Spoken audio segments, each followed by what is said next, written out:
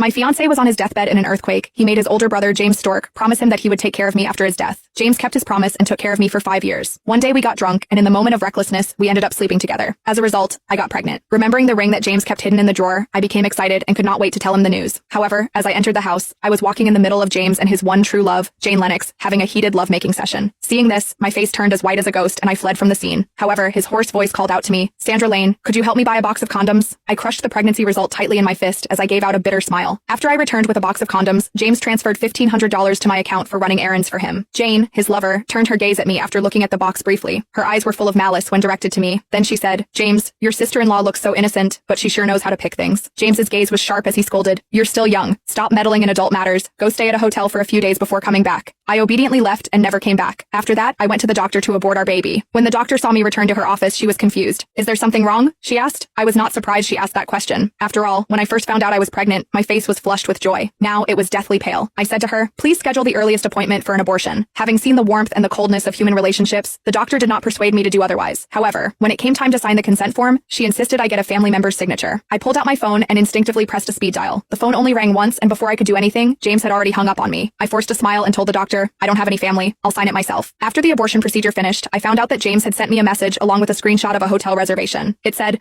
"Don't call me unless it's an emergency. You know the reason." The man was considered enough to book me a hotel room for an entire week. I was not dumb. After I saw the diamond ring on that woman's finger, what else was there to understand? When I saw the diamond ring in the drawer, I was too foolish to think James had prepared it for me. Even more absurd, I thought he might remember that night of madness between the two of us. I looked at the bloody remains of the tiny life I had lost and left, and at that moment, my heart turned into ashes. The superior luxury room hotel that I stayed in had everything that I needed. It was as cozy as the bedroom James had set up for me. However, as I curled under the blanket, all I could feel was a bone-chilling coldness. With trembling hands, I made a call. "Senior, you mentioned putting together a medical aid team for Africa. Count me in." Although thrilled I wanted to join her, she was thoughtful and cautiously asked, "Sandra, didn't you say before that your brother-in-law wouldn't let you go to Africa? Did you two have a fight? Just because you're angry, don't act on impulse and leave with me. If he finds out and becomes panics, he'll search everywhere to find you." It was understandable. She had this concern. After that reckless night with James, I had sneaked away in embarrassment while he was still asleep. Later, he treated me the same as before, like his little sister, and acted as if nothing had happened. I was so angry with him. He had dared to do the deed but refused to own it. So, I went traveling without saying a word to clear my mind. At that time, James turned the city upside down to find me. As a result, everyone knew that he treated his sister-in-law like his precious little sister. His act made me assume I must mean a lot to him. However, the reality was harsh. Turned out, I overestimated my importance. Now just one night with his beloved was enough for him to offer me a hotel for a week. Once they got married, there was no place for me in that home. I could not bear to stay and see him and that woman displaying their love every single day. I hurriedly explained. He agreed with this. "Okay, I'll put your name on the list and send you all the information in a while so you can prepare everything in advance." Finally, my senior agreed. I booked a flight for 7 days later, enough time for me to stay at the hotel before leaving for good. As for things that I had to bring, I tried to think about them, but realized there was nothing I truly needed. Ever since that earthquake, I did not have a real home.